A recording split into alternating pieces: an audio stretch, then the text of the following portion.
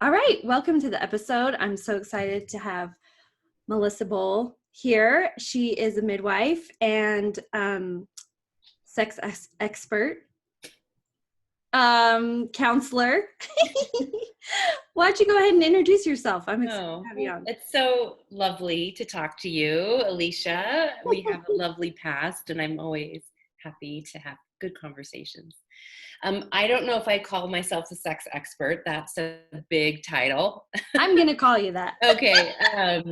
But probably about, 15 years ago when I started working in Utah, I really found that women were suffering in their sexual health. And at that time, I had little kids and life was really busy, and I didn't have time to pursue kind of a greater interest I have in women's sexuality. And so almost 3 years ago, 2.5 years ago, I started pursuing this interest, and I am almost there. I'm becoming through AASECT, which is the American Association of Sexual Educators, Counselors, and Therapists, becoming a certified sex counselor, which I am not yet, but should be within the end of summer. And It's been a really fun, exciting journey. And I've learned a lot, and I'm hoping to help women in the realm of their own sexuality and their relationships. Love that. Yeah, with their body. And I love that you said too that you've found kind of here in this area, just a very conservative area, like a lot of shame. We've talked about this before, a lot of like shame and fear around sexuality. Maybe expound a little bit more on that. Like, what tips do you give women who are struggling with that kind of a background? So I worked in Utah County specifically when I first moved to Utah, and the women there are amazing. They work really hard at their families, a lot of stay-at-home moms, a lot of pressure to look, feel, and be perfect. And very conservative in general. Very conservative. And sex was a big problem for a lot of women. And because they really want their marriages to thrive, there would be this discrepancy of desire or interest or understanding of sex that I think led to a lot of problems in the marriage. And I think a lot of, unfortunately, missing out on a huge part of the human experience. Sure. I think sexuality doesn't have to be just something you do. It can be something who you are. It doesn't have to be that, but it certainly can be. And it can be a proud part of our femininity, not something to hide or, keep quiet. And I'm not saying like, have your own, dress inappropriately or act outside of marriage or anything like that. But I'm talking about in the space of marriage being your most sexually healthy self, or in the space of a relationship, wherever you are. And what does that look like for women? And so if you ask women that, a lot of women I have found don't have the language to describe that, don't have the answers, don't know what their own sexuality means to them, or even means in terms of their relationship. It's always kind of defined sometimes by their husbands. Yeah. And I would really love that conversation to look at, well, what does my own sexuality look like? And take it away from mothering, because that's a big part of, I think, a woman's experience. What does passion look like? What does pleasure look like? And those are really unique terms to describe sexuality versus being chaste, being pure, being modest. Yeah. I mean, you might have better language than I do. You're fine. Yeah. Right. I think you can still be modest and, really sexy. That just maybe in the bedroom, right? So, and I think if we allow women to kind of explore that, it only makes a marriage thrive or relationship thrive. And I think I'll speak into kind of your audience with a marriage. And I think really having a sound, strong sexual bond with your partner is one of the best ways to have a marriage thrive and communication thrive and really be the backbone in a lot of ways of a really stable, loving relationship. Yeah. The statistics are really interesting. Like, having a poor sexual relationship can really hinder, cause much more damage in a relationship than, say, you have, good sex. Good sex raises it a little bit, but bad sex really, really can, I don't know if I want to go as far as destroy, but can cause significant problems in a marriage, even if everything else is really good. Well, it makes And sense. yeah. And so, I think that's our birthright. I think as Amen. mothers and as wives, we deserve it all. We don't just deserve sex for, our partners. We deserve to have good sex for ourselves. And what does that look like? So it's interesting to have that conversation, I think, with you. What does that look like? And for other women, I'd like them to start exploring that idea for themselves. And of course, that is including their partner, but not pleasuring their partner per se. How do we create pleasure for ourselves, including our Ourselves. partner? Yeah. What So is what it are that you some, like? oh yeah. So Yeah. what are some like practical tips and resources that you give women who want to find that pleasure for themselves? Yeah, and it's really, I think, unique. So I will talk about, does reading romance books, does that put you in the mood? I think women do need a bridge. I talk about a bridge. Like if you're on vacation without kids, it's not hard to get in the mood. Sure, It's sure. like warm beat, that is not difficult. But how do we create a sacred, special place in our everyday lives for regular sex? Or a special sexual relationship. And I do want to say, I do the most very boring thing is I say schedule sex and put Sure. it on your time. You don't put it Mhm. between like a day where you've been running kids around or working all day, making dinner, cleaning up, and then it's 10 o'clock at night and no, that's exhausting. Yeah. No, don't do that. So schedule sex and tell your husband, I'm scheduling sex for Thursday at 7 o'clock. Run your Mm. kids out, have a babysitter. You can even put on a video if there, but schedule the time so you can get your head in that romantic Mm. space. And like prepare. Love the idea of Prepare. preparing. Yeah. Yeah. Why don't you send a sexy text to your husband, not, a word text. I mean, if you're comfortable sending, some people I know will send, a brief shoulder or maybe even something more explicit to their husbands. But, and these are even lovely LDS couples I know that do this. So Okay, awesome. I love it. it's I think not, it's great. they're friends of mine who do that to keep the spice going, because Mm. it's a little bit exciting to receive that. You obviously have to trust your partner and know that that's part of your relationship agreement. If that is not, don't do that. But certainly sending a text about how excited you are for the night, you're looking forward to being close, you can't wait to touch his skin, the smell of your husband is very erotic to you, whatever. And those are my words, those aren't Yeah, yeah, sure. but the words that someone may have building up to the night, I think is really great. And if you need a little time, you can put on a book on Audible and listen to something romantic. Mm-hmm. Put a bunch of candles in your room. Put on some dance music and dance. For me, dancing is sexy.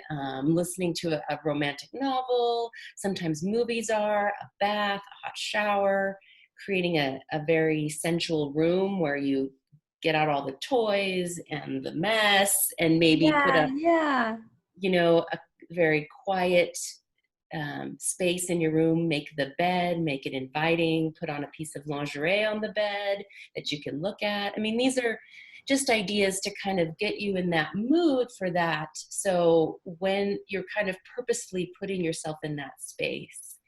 And then there's a great book called Come As You Are by Emily Nagoski. Awesome. And she talks about the dual control theory. And her research has shown that women, we have in our brain, sexually relevant information. Those are the ons. And then we have a lot of the offs. And we can all describe our offs: kids, work, stress, relationship difficulties, Right. body Messy image, house. Yeah. huge, messy house. But what are our ons? And that's what I'd like to encourage. So turn off the offs and turn on the ons, and make that sex date as important as the kids going to all their practice and going, Yes. what all the other things we have to do in our Yes. lives. And put your marriage and your sexuality as a priority for yourself. And that takes a little bit more work for women, I have found. Mm-hmm. Men, you give them a quick smile, they're ready. They don't need a bridge, they don't need time, they don't need effort. And we need like the stars and the moon to align. Right. We may need a little bit more. And for women that don't, amen, yay. But if you are one of these people that need a little, be anticipatory about, this is going to be amazing. And if you need to work with your husband to say, for this to happen, I need you to wash the dish, or whatever you need your partner to do, put the kids to bed or not put them to bed, or Yeah. whatever needs you have. Maybe you need just to, nothing, and you just need them to make the bed, or whatever you need, go out to dinner. But I think it's really personal. Love that. Well, and we've talked about Jennifer Finlayson Fife before. Yes. She's kind of a local sex therapist too. But Yes. she talks about, it's this odd thing that I'm summarizing, but when we're dating, we have that like unknown and that excitement we don't know. But then when we want to commit to someone, we want that stability. So when we commit to someone and get married or have a partner, we have that stability, but that unknown excitement can often just wear down and just get lost. And so she talks a lot about like kind of your strategies of adding the excitement in with the stability. Mm-hmm. I love that idea of trying to like pair the two instead of sacrificing one for the other. Right. And Esther Perel, she writes a book called Mating in Captivity. And I think a quote of hers, and I'm not going to say exactly, love needs like stability or repetition, and desire needs mystery. And so what can we do to look at our partner in a new light that creates some mystery for us? Because like, for example, my husband's a rock climber, and every time he puts on all his rock climbing gear and all that stuff, I'm like, whoa, that is pretty sexy. And he's the same guy who, annoys me at times and he's wonderful at times. But to look at him through a new perspective or a new lens, like look at your partner through a new lens. And I think that's where lingerie can be kind of exciting if you never wear lingerie. I mean, you wear it, it's miserable to wear all day, but that may be a lens your husband hasn't looked at you through, if you're comfortable with those things. It all has to be within the range of you're comfortable.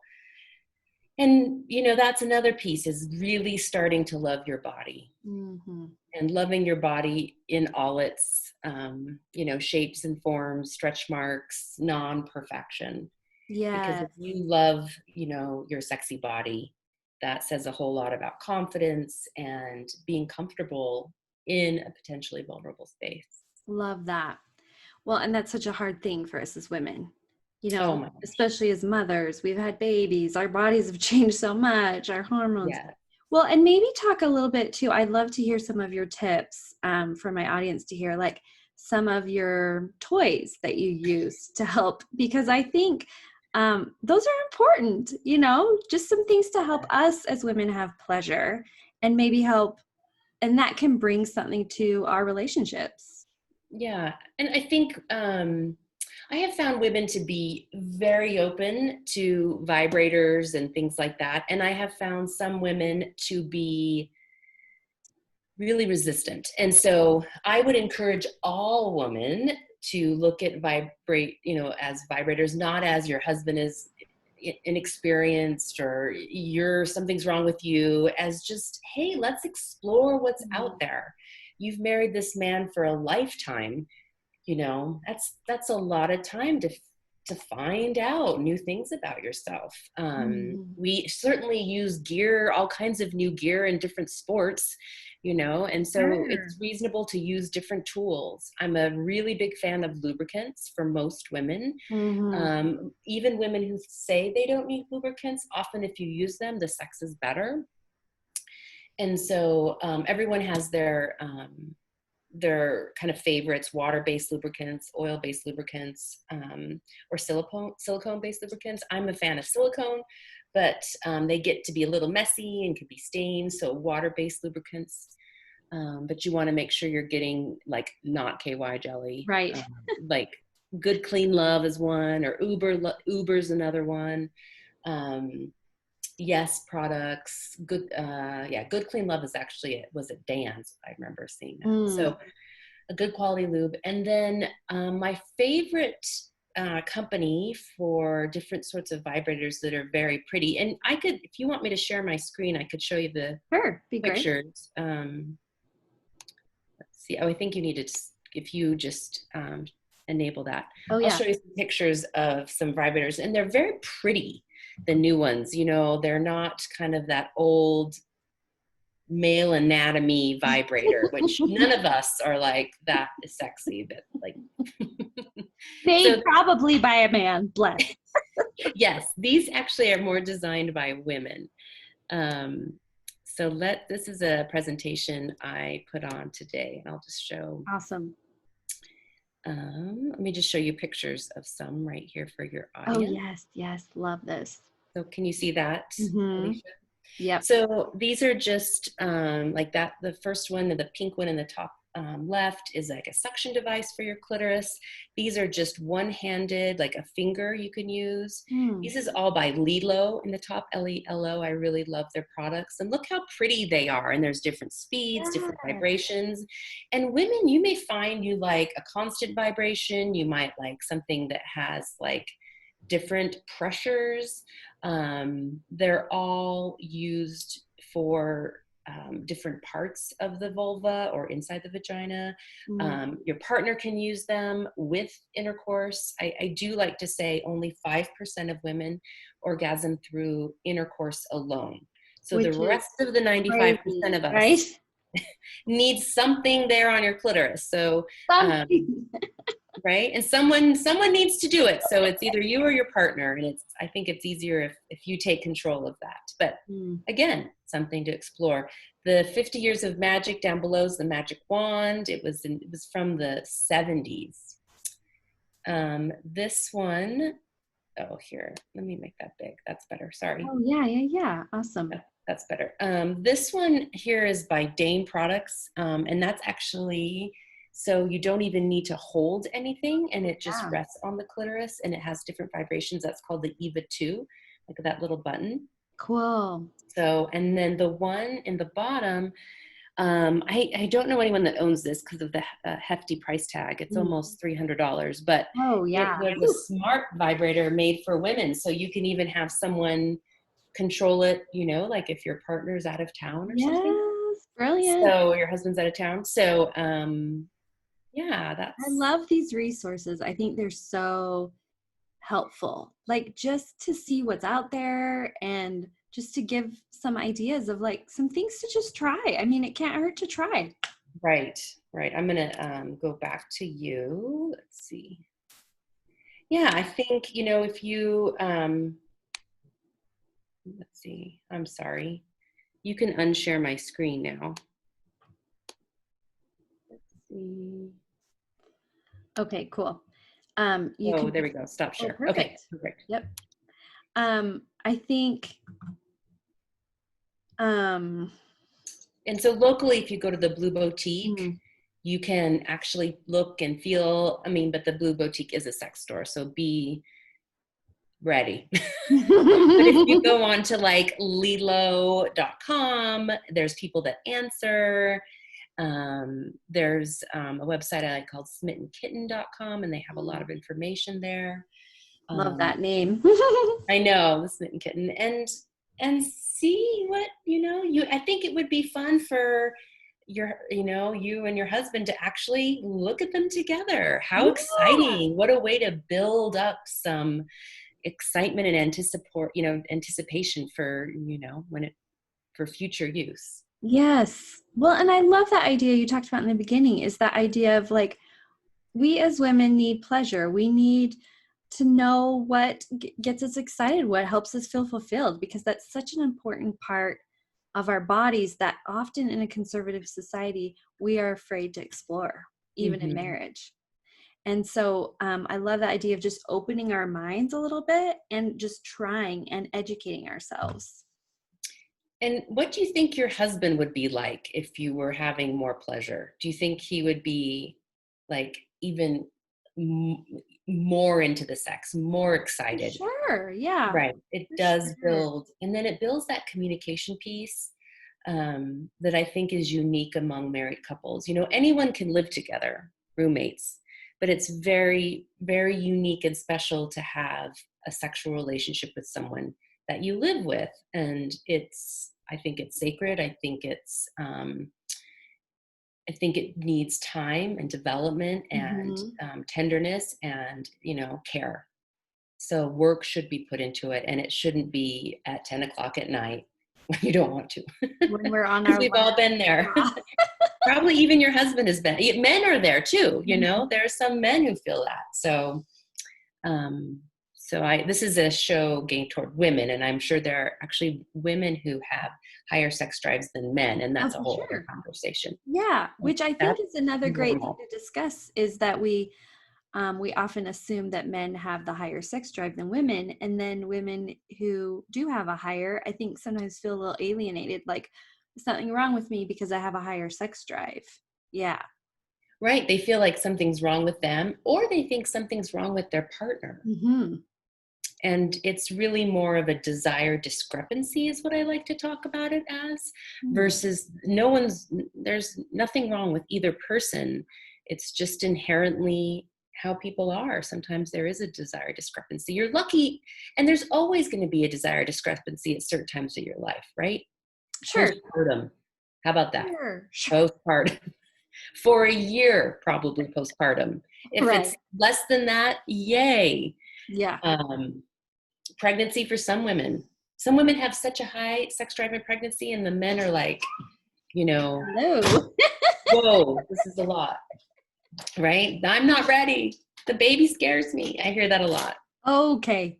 Like, they're scared of hurting the baby? Yes. Yeah. Yes. Or the baby's right there. I feel weird. I hear a lot about that. And the women are just like, oh, come on. Please. Or get this baby out. We have to have sex. Right. Because that's supposed to induce labor sometimes. It help a little. I always say it's like a little nudge. Yeah, a little nudge. Maybe. So. Yeah. So how we met is, I forgot to say that in the beginning, is Melissa was my midwife. So, and we've become friends, and she's helped me through all sorts of things. Depression, anxiety. We all have those things. Yeah. Well, and I think I love the idea of women helping women. I just think it's powerful, and you're such a great resource for women in our area. And I'm always trying to be like sending people to you. Like, I know someone who can help you. Well, yeah, and I really always appreciated how open you were, because sometimes women look at me like when I mention the word vibrator, it's a scary word, and I think it's associated with things that I don't associate it with, perhaps. Sure. Or I don't know, because I didn't mention, but I did not grow up in a conservative home. I probably grew up in the opposite of a conservative home, like where are my rules, Mom and Dad? So So some of that, You're new territory sometimes, I new bet. territory, just, so I always really appreciate if someone has concerns, giving me feedback like, oh, that's not going to work, I won't use that. Or Mhm. like if someone has never had an orgasm, this is something that comes up, and I sometimes will say, will you be willing to explore your body with self pleasure? And sometimes people are just completely unwilling to, and so great, let's just find a way to work around that. Sure, sure. Yes. So I always appreciate feedback. If I'm giving information, someone says to me, yeah, that's not going to work for me, do you have something else? Or Yes. Well, sexuality is just such an interesting, deep, loaded, exciting, scary topic all in one, right, And I right. think the more we talk about it, especially as women, and more we give each other feedback and advice and resources, and I think the better things will get for us. Oh, for sure, for sure. And knowing what you want and knowing what you don't want, that's really valuable too. I For think sure. we've talked a lot, Alicia, about fidelity agreements and kind of Yes, putting, I'm glad you brought that up. yeah, so really strong, I would call them just agreements in your marriage. Like, Mhm. for example, in my marriage, there are really strong barriers about communication. I don't have lunch with other men. I don't text other men. I don't Facebook with even like old high school friends. We just don't do that. Yeah. We don't plan sports with other men, or he doesn't climb with other women. It's just Yeah, something sure. even though I'm not really a climber, and he doesn't do yoga, it's just whatever. It's something that have described. And so I think that's a really important part of a marriage is what, including sexuality, what parts of your fidelity agreement, your marriage agreement are in stone. And so there's tons of room in there, but then what the boundaries are. Yes, love that idea of boundaries. And everybody's can look different, but just knowing as a couple, these are what we've agreed to and being loyal to that, whatever Right, that is. Yeah, right.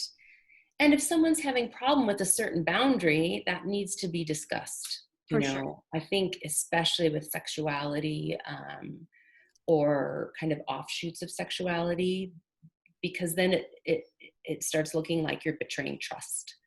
And so really having those conversations, which are really difficult to do, Hmm. but having those conversations about what you can and can't do in marriage. And that's more like marriage therapy, but we have just done that in our marriage because it was really important to us to have just really clear boundaries about what's okay and what's not okay. Yeah. Um, and so not that we really needed to tease them out, but how nice not to know to know exactly where Right, my right. husband stands and where I stand, because we weren't very different, and that's really positive. But I think if you have someone that's like, has a like, oh, I can, receive texts from someone at work, or a sexy picture, Mhm. look at sexy pictures, or if that's not part of your agreement, or another couple may be like, yeah, go. I don't care if you look at Victoria's Secret catalog, and someone may say, no, that's totally Yeah. not okay. So, Yeah, and yeah. those are just a little bit silly examples, but No, those are great. Yeah. But working just through. not letting, I think that's another thing in a conservative culture. Often we let the culture tell us what's appropriate, what's not appropriate for us, Mhm. ourselves, and for our relationships. And that's nobody else's business. That's no one Right. else's jurisdiction. That's between like us. And I Hmm. think that's really important is finding that, trying some things, just seeing what you're comfortable with or not trying things and making agreement. Right. Just And I being open think, about it. I mean, again, I don't know I really don't think most religions say what you can and can't do in the bedroom Hmm. with a married couple. I don't Some do. know. Oh, and It's a okay, and I cultural may be thing. wrong. I may I be don't wrong. think it's I don't think it's more of like a church thing. I think it's more of a church culture thing. Like we've passed on these kind of wives' tale. Like If oral sex, for yeah, example. yeah, Like, I yeah. don't, is the church going around saying husband's wife can't have oral sex? I don't know. I would think not. Do they? Well, that's a loaded question. But I think more than anything, it's just that idea of you've got to do what you've agreed to do, what you're comfortable doing together, Sure, what you sure. feel, yeah. Right. And I'm not suggesting anyone do anything that's not part of that agreement. Mhm. But if you were curious, I think that would be a really interesting thing to explore what that looks like. But Mhm. if you do feel that, for example, if it was kind of wrong morally, I think that's going to create a huge disconnect in your brain, Right. and it's not going to work It's out not well. going to be for your benefit, for your relationship. Yeah. Yeah. Right. I think it creates boundaries and difficulties and things like that. So, how people approach those topics, I think, would be really interesting for women, for you and other women who are curious to have those conversations Mhm. about what that looks like, and does it feel safe? Yeah, I love that idea of do you feel safe? Do you Hmm. feel, because your relation, your intimacy should be safe for you. Right. Feel safe. That doesn't Right. mean you um don't explore and try things together, but that you don't feel threatened. You don't feel, Or right. yeah, Or pushed into it. right. But Pressure. at the Yeah. same time, like, what would it look like if I explored this with my life partner? Yeah. Yeah. What would that look like? Could I be that person Mm. that wore a red bra or something? Yeah, I mean, yeah. that's a really benign, like a little No, but thing. yeah. Like, could I do that and still feel sexy and not feel guilty and not feel shame and not feel my body Mhm. looks ugly? Totally. Totally. Right? Could I do that and be in that moment, that woman that looks so stunning in a, red negligee or whatever, Mhm, black mhm. negligee, Yeah, pink, whatever? What would that look like? And I encourage women to think about that. love that. Yeah. Well, thank you so much, Oh, Melissa. This is so yeah. helpful. So fun to talk to you. So great to talk to you too. And I think I'll definitely put your information below if people want to reach out to you. Is that okay? Sure, sure. I work at Intermountain Medical Center, so like they'd have to make an appointment. So I think, these conversations are really important and exciting, and for more women to get involved in the conversation versus like a if they have a problem, absolutely, I'd love to see them. But, having you doing more of these, it, really envelops the community Mm-hmm. and creates positive change. For sure. And we've talked about this, but We're going to stay maybe do tuned something. because Stay tuned. we have some ideas to do together of maybe Yes, some and we'd like, love more ideas if people have yeah, some specific. like we're thinking of maybe doing some like little virtual seminars or some Q&As because I think this is a really relevant topic in this, Yeah, yeah, for all women. for sure. Yeah. For sure. Well, thanks so much, Melissa. Thanks, Alicia. Take care.